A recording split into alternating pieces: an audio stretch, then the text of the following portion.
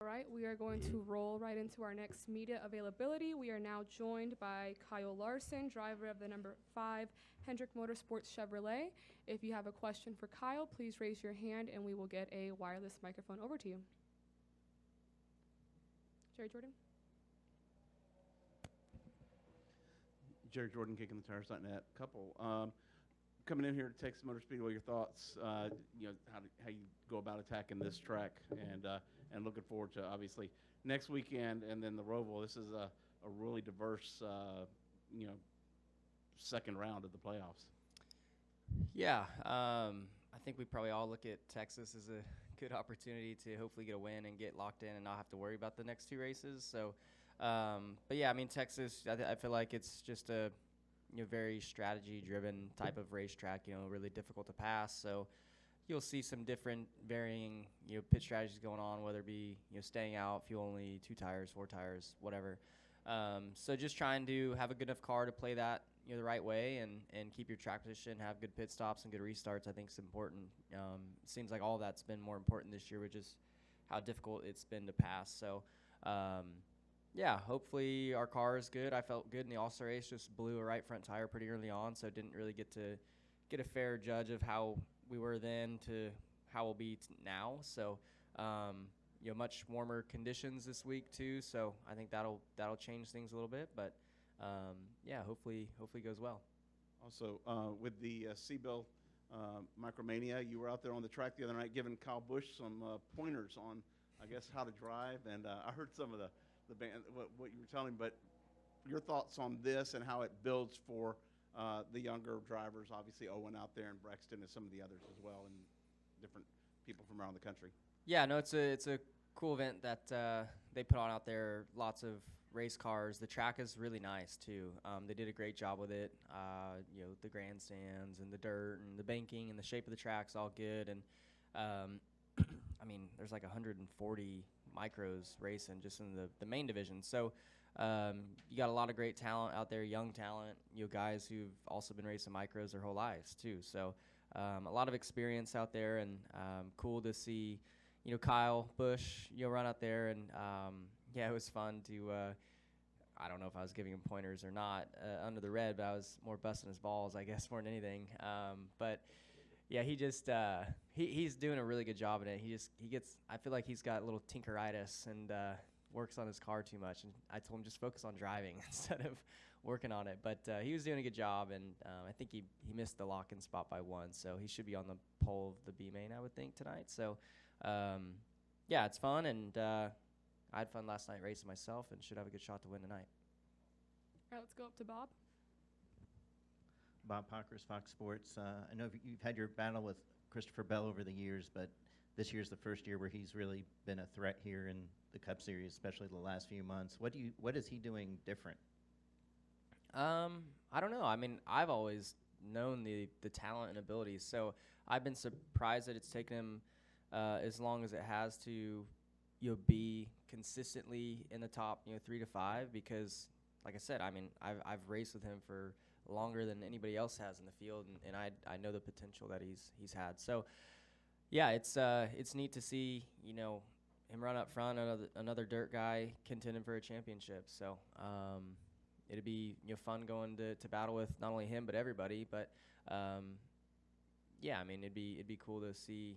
I always enjoy seeing dirt guys win, especially from my neck of the woods, kind of dirt racing.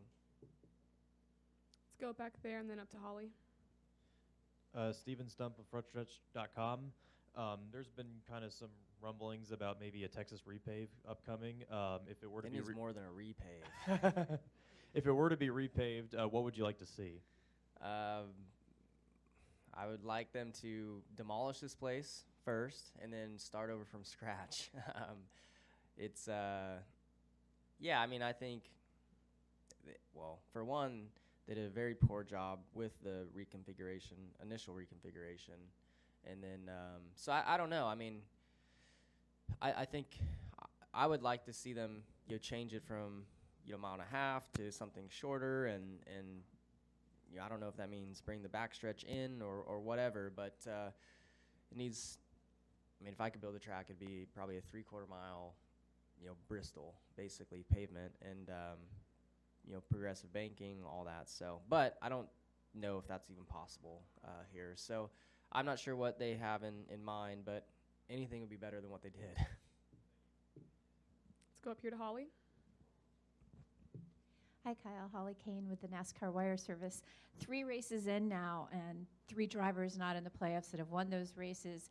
The standings are still so tight. Have we established a championship favorite yet, would you say, after the first round? Where do you see things kind of shaking out? I mean, it would be hard, I guess, to make an argument that there's an odds-on this year. Yeah, no, I still I don't think that there's a championship favorite. I think I guess in my opinion, maybe just Chase getting through the first round. It wasn't a great first round for his standards and their team and what they had for points going in. So I feel like for him making it through that round and resetting, as long as he can get through this round, I think he's probably still the favorite. I think Bell has shown so far in the playoffs that he's really strong, but I don't think you can pick a favorite until you get through this round, because I mean whoever the favorite is right now could easily not make it into the next round just because how wild this round is. So I think 3 weeks from now you'll be able to pick a better favorite. But right now, I mean, there's so many unknowns as far as craziness that's going to happen. All right, let's go up here. Do you think any of the playoff drivers will just not even want to race hard at Talladega until stage 3? Like, given all the wrecks we've seen at super speedways and stuff, and how hard points are to come by in this round, like, will some guys just be like, I'm not going to do it? I don't think so. Just because I mean, there's so many stage points on the line. So yeah, I just don't foresee that. I mean, yes, there might be a couple that do that, but I feel like you typically don't see that anyways. So I don't know. We'll see, but I don't think so. I think there's so many stage points on the line, and if you can get those stage points, then you better your shot of, even if you do wreck, having a decent point stay out of it. So I foresee everybody racing pretty hard. Do we have any final questions for Kyle? All right, let's go up to Dustin.